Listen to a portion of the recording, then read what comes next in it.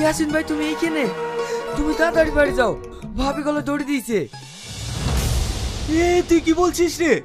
আমার বউ কেন গলায় দড়ি দেবে?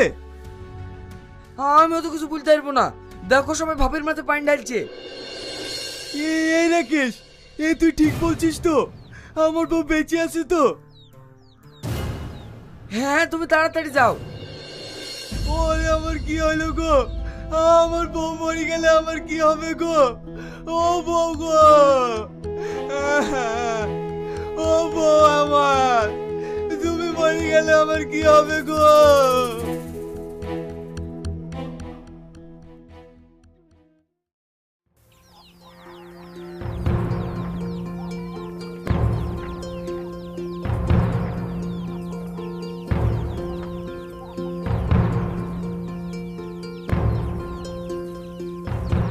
ও গো, হঠাৎ করে তোমার কি হলো?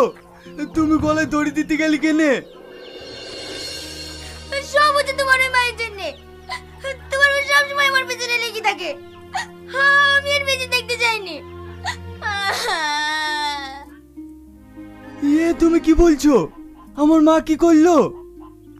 তোমার মাকে গিয়ে জিজ্ঞেস করো। মা, তুমি কি এমন করিছো যে আমার বউ গলায় দড়ি দিছে?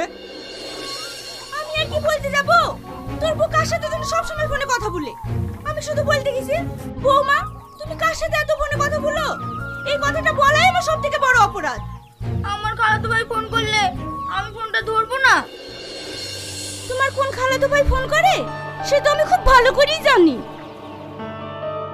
দেখেছো তুমি, দেখেছো তোমার সামনে আমার দুর্নাম করছে।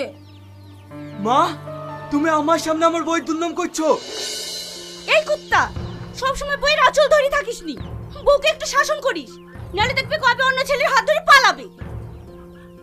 ও গো, তুমি আমাকে রেখে অন্য ছেলে হাত ধরে চলে যাবা? না গো সোনা, তোমাকে ছেড়ে আমি কোথাও যাব না। কিন্তু তোমার মা যদি আমাকে জ্বালায় তাহলে আমি চলে যাব।